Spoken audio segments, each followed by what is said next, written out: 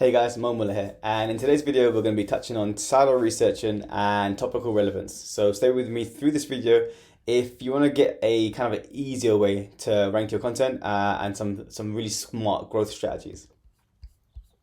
So I'm just going to very quickly touch on what a silo is. It's important that you kind of understand what it is from the outset. And essentially, is if you kind of want people to find your website easily on any search engine, but of course we're going to focus on Google, and you want them to be able to navigate throughout the content without any difficulty, then you should probably organize all of your content into things called topical silos.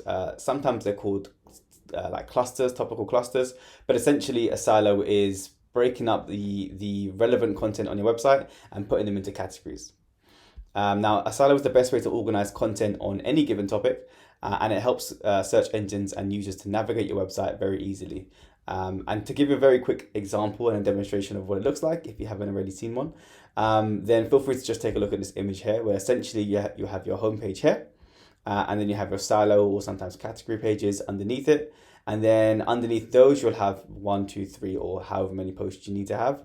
And those are all kind of interlinked together. So the posts are interlinked together for silo, and they all interlink back up to the top silo page if you're trying to boost your kind of parent page. And then again, same with silo 2, all the posts are interlinked together, and then you're trying to boost your silo 2 page, and etc. It kind of goes on, goes forth. Now, sometimes people, they recommend not to interlink different silos, and I'd probably agree to that, only unless it's kind of relevant. So you don't really need to interlink different silos to each other unless those two posts or pages are very relevant. But essentially, it's a silo and a structure built by itself, and each post links to each other, and then usually those posts will link back up to the silo or hub page as well, depending on, again, if you're trying to promote that particular page. But that's a very quick example of how it will look, just kind of a bird's eye view. Now, let's talk about an example of a silo very quickly, so just so you can wrap your head around it. So if you have your own website, then you can obviously use your own categories, but I'm just going to use some examples from some of my portfolio. So I've got a tool website now, and that has probably about 10 or 11 silos and sub silos. But to give an example, a source would be kind of my sub silo, and then my internal link pages and posts will be all around band source. So I'll have like 20 or 30 posts around band source. Those will all interlink to a top level page, usually a product page or commercial page, if I'm trying to boost my authority, and that will be the best review of top 10 band source for that particular silo, right? And that will be interlinked correctly into that one silo. And again, pet website that I have, a cat website, again have commercial pages. This particular one is the product page or a review page. And I am trying to promote cat collars. So again, cat collars, I'll have lots of informational content about cat collars, different informational content about which ones are probably the best, how to tie it, what to look for, etc. And then those will go up to the review page around the best cat collars for X type of breed or whatever it's going to be. Again, last one, a garden website. Again, there are lots of different categories you can have in the kind of garden niche. This one's talking about plant types and outdoor plants. And then again, the bottom level kind of posts that are all interlinked are talking about perennials. They go to an outdoor plants top level silo, and then depending on where you're kind of analyzing or trying to boost in terms of your commercial pages, they will go up to the top level page or the category page or the review page, commercial page, etc. So hopefully that kind of starting to make sense now. So now let's talk about the benefits of silos. So first of all, you're going to have a faster indexation of updated pages and any new pages that you create. Of course, as you create each silo, and because they're correctly internal linked, your pages should be generally indexed faster because Google's going to come and crawl them, and the bots are going to see everything that is internally linked correctly. So it's going to be easier for them to crawl those pages, and hopefully that means that you're going to get some updates and some index pages that are going to be updated faster. Secondly, your parent pages or commercial pages will have a lot more authority because they have all that kind of internal link juice pointing towards them. Your website's going to definitely benefit from a better user experience and behavioral flow.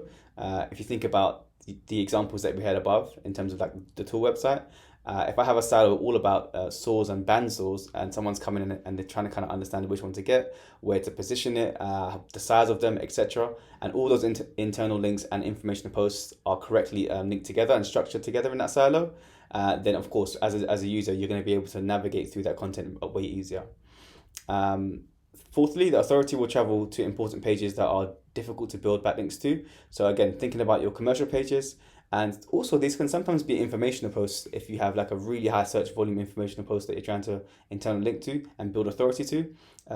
All of those important pages should be generally be a lot easier to build authority in, because they have all of that internal kind of link and that boost within the website, showing Google, guess what, look, this particular page has 30, 40 internal links.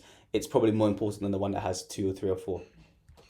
And lastly, your website should become more relevant to each topic, because we've had these massive silos that we're building out. So we're creating topical relevancy, and that generally should mean that it should rank higher. Now, of course, there's factors that play into consideration here, but generally having the correct silos built in the correct way, you should see some growth in those particular silos. And I'm going to give you an example of one that I've done very recently now. Oh, very quickly, I want to just touch on how to pick a silo.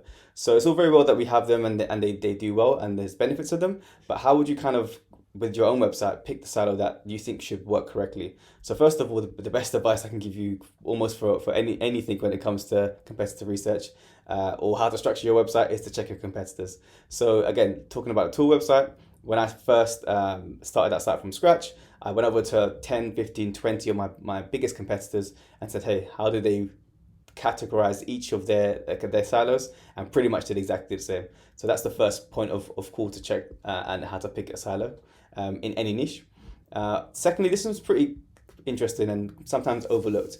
Go into Google Search Console and see how Google is kind of crawling your pages, see which ones that they're kind of the posts are being indexed correctly, and then see if you can kind of gain an advantage by looking at the data that they have within Google Search Console to see, first of all, if there's any relevance between the posts that they're indexing, and also if you can find a pattern to see, are they indexing or are they pushing up the post in the search results of a specific type of post.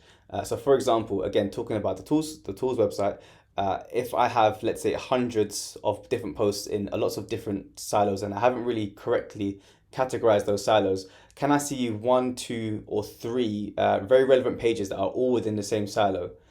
So again, so go into Google Search Console, check to see what they're ranking and to see if it's relevant, and then make sure that if there are any pages that are ranking or posts that are ranking that are very similar, if you can create a topical silo within those pages or posts. And also, it's super important to understand what would the user or visitor do when they go onto your website. How would they navigate that information and what kind of makes sense? So again, talking about the tool website, it would always make sense to have all of my articles around hammers or wrenches or spanners or whatever it's going to be, all correctly internal links, because you'd want to have information based on that information and internal links into it.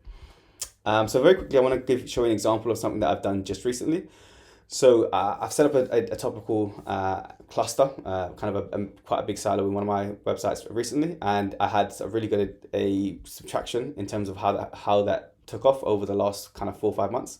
It's all been internally linked correctly. It's all been correctly siloed, and of course that helps with the posts being indexed. For this particular campaign, I targeted a low competition and low volume keywords. So you can sometimes do maybe high competition and do less posts in each silo because you've got lots more search volume to work with.